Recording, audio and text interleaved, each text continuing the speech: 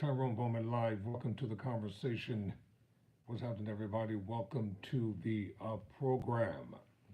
We're on the road to getting 2,000 subscribers for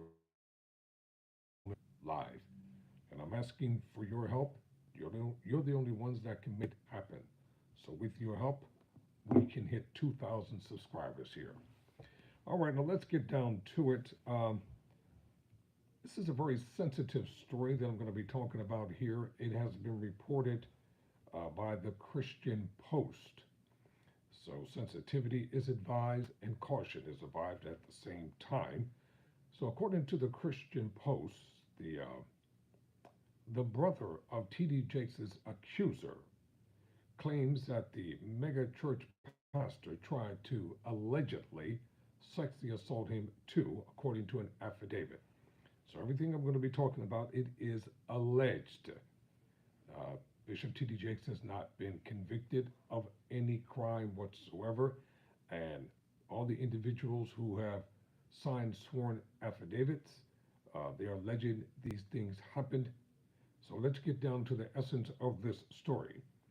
According to the ChristianPost.com, Pastor Richard Edwin Youngblood, the older brother of Dwayne Youngblood, whom Bishop T.D. Jakes of the Potter's House, the founding pastor of the Potter's House, hit with a defamation lawsuit last year for alleging the mega pastor sexually assaulted him when he was a teenager some 40 years ago, has accused Jakes of Bishop T.D. Jakes of trying to sexually assault him too.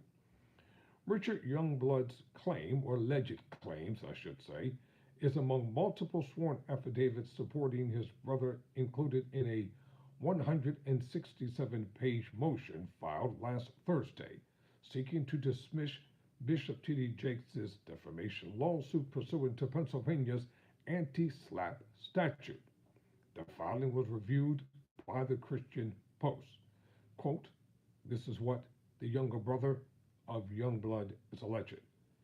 He secured a room with 2 beds in it, allegedly. And allegedly, we went to the room for the night that night while I was laying in my bed. According to him, he said, I felt Elder Jakes climb into my bed. He pressed his body against mine and asked, Youngblood, do you feel that? He was referencing his, I don't want to say that word, his blank that he was pressing against his buttocks. Richard Youngblood wrote in an affidavit filed with a federal court in Pennsylvania. Now, allegedly, he said, I got out of bed in complete shock as he also got up from the opposite side and met me. He grabbed me by my arms and pulled me to him and started allegedly trying to kiss me. At this point, I cannot believe what is happening to me. Others who have sworn affidavits in support of Dwayne Youngblood's claims are Jeffrey S. Gray, who also shared Dwayne Youngblood's disclosure about Bishop Jakes, Daniel B. Spalding, LaShawn Youngblood, Joshua Munaz, and Landon Claiborne. In addition to his previous claim, Dwayne Youngblood alleges in the motion that since he has gone public, Jakes and his associates have, quote, have engaged in a retaliatory conduct to silence him. According to the motion, Dwayne Youngblood reported receiving threats from individuals associated with the plaintiff, including his son. The Christian Post requested comment on the motion from the Potter's House. A response is pending. The SLAPP, which is an acronym in Pennsylvania's anti-SLAPP statute, stands for Strategic Lawsuits Against Public Participation. It was signed into law by Governor Josh Shapiro last July. So, Bocchetto and Lentz notes the statute allows, among other things, a defendant in a defamation lawsuit to file an early motion to dismiss the case on the grounds that the defamation claim is frivolous. Now, according to published reports, and this is where the story gets murky at, Dwayne Youngblood allegedly attempted to extort Bishop T.D. Jakes for $15 million, pardon me, for $6 million rather, while attempting to justify his actions. Dwayne Youngblood's attorney, Tyrone A. Blackburn, no relation to me, contends that his client's allegations against Jakes are protected public expression because they are addressing matters of significant public concern, including systemic abuse and institutional accountability within religious organizations. Now, let me just say this as a criminal justice law student. These people who are alleging these things against Bishop T.D. Jakes, they better make sure that what they're alleging is factually true. Because if not, there are going to be serious repercussions that are going to follow against those who brought these alleged allegations. Blackburn argues that Jakes has yet to demonstrate falsity, actual malice, or actionable harm from the claims of his client. Allowing plaintiff's claims to proceed would violate public policy, as it would chill constitutionally protected speech on matters of public concern and contradict the legislative intent of Pennsylvania's anti-SLAPP statute, Blackburn argues. Plaintiff Thomas Dexter T.D. Jakes, I'm quoting now, Plaintiff Thomas Dexter T.D. Jakes, a self-proclaimed spiritual leader revered by millions, has weaponized this lawsuit not to seek justice but to muzzle the voice of truth. His hypocrisy is staggering. Standing in the pulpit on Sunday to preach virtue while allegedly engaging in depraved acts betraying the principles he claims to uphold, close quote, attorney Blackburn states. Quote, as scripture warns, beware of false prophets who come to you in sheep's clothing, but inwardly are ravenous wolves. Plaintiff epitomizes this warning, uses his platform to project an image of righteousness while allegedly abusing his power to satisfy his closeted alleged homosexual desires. The motion adds, you know, ladies and gentlemen, this is going to get ugly. This is going to be public. It's going to be ugly. It's going to be salacious. It's going to make headlines around the world because no doubt this is probably going to end up going to trial.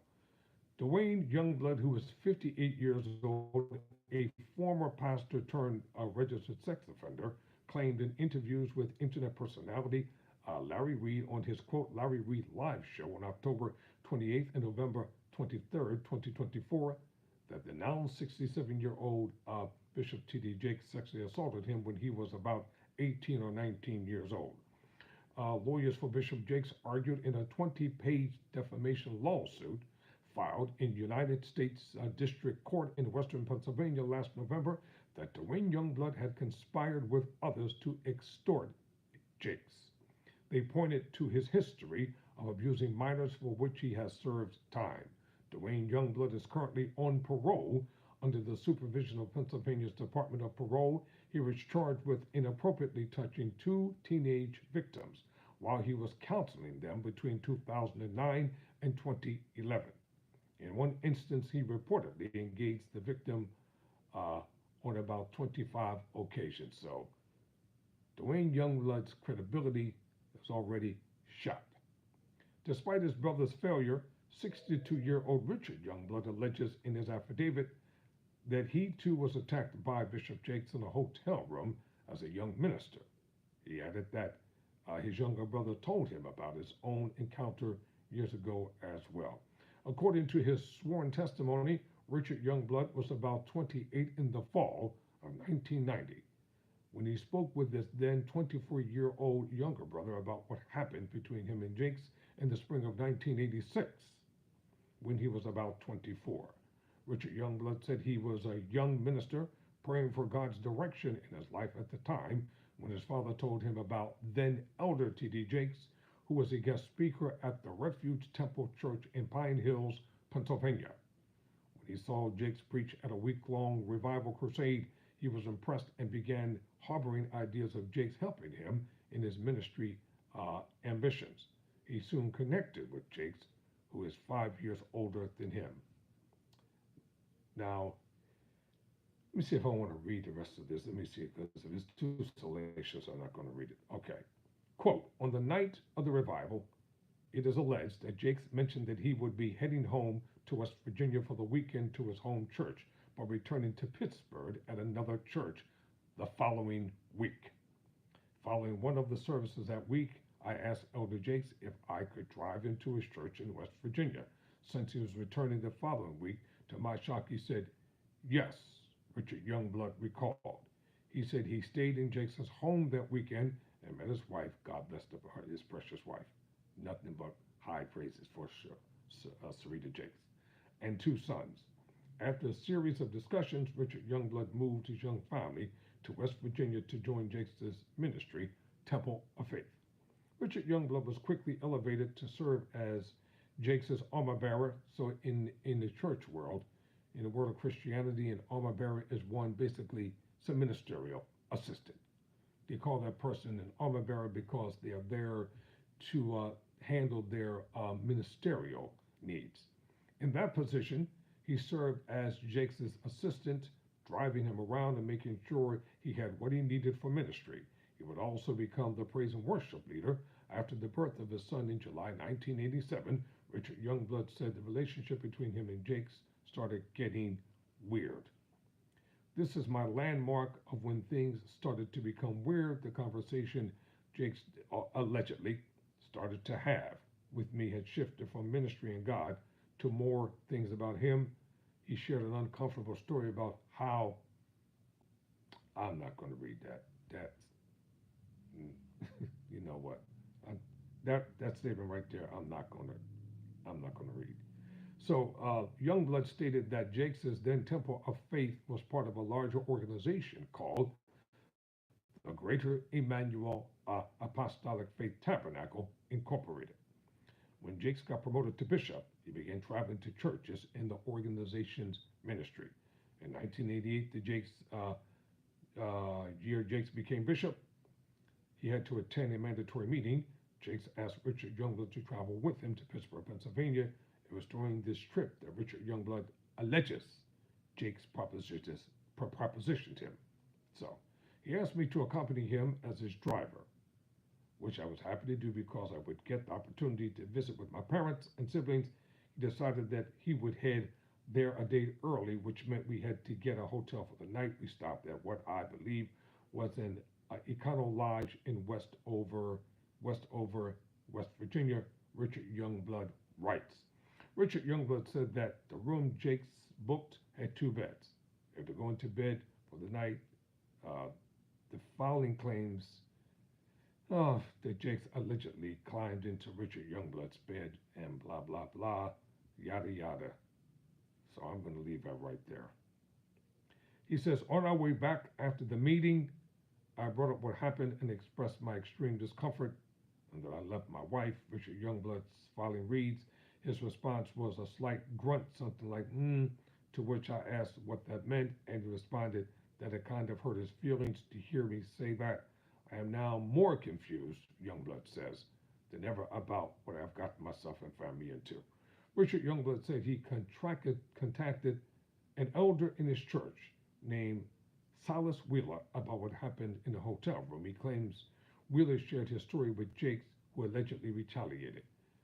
Quote, allegedly, Jakes subsequently called me into his office where he berates me for sharing what allegedly happened. He says it was like Wheeler was in the hotel room with a camera. He then says, you didn't care about my wife to suggest she may find out about his alleged secret. Youngblood wrote. You know, this story goes on and on and on. I'm going to close the story by reading this part, and I'm going to leave it right there. Let me pick up where I left off at.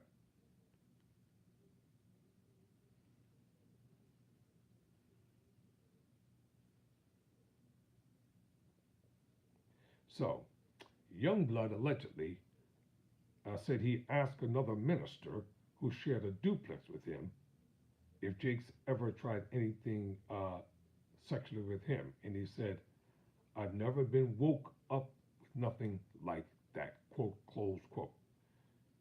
He said he began questioning himself internally about what he might have done to make Jakes think he was gay. Eventually, he told me that I could no longer attend his church, called my wife. I told her that I was a liar and to beware of me, and also that even though I was no longer allowed to attend the church, she said I called him after being told his family from my wife and shared some choice words, Richard Youngblood writes.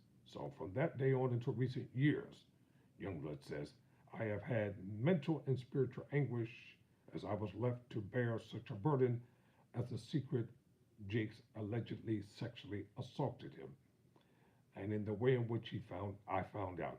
It's been 39 years of my life. My now ex-wife and our children, products of a broken home, or were our products of a broken home, and our faith crushed into pieces, he adds, all because I simply wanted someone to help me become my best self. I was totally and completely deceived by Thomas Dexter Jakes or T.D. Jakes. Quote, close quote. So this article was written for the Christian Post. So I'm Tyrone Bowman. I'll keep you updated on this saga as it continues. Never surrender,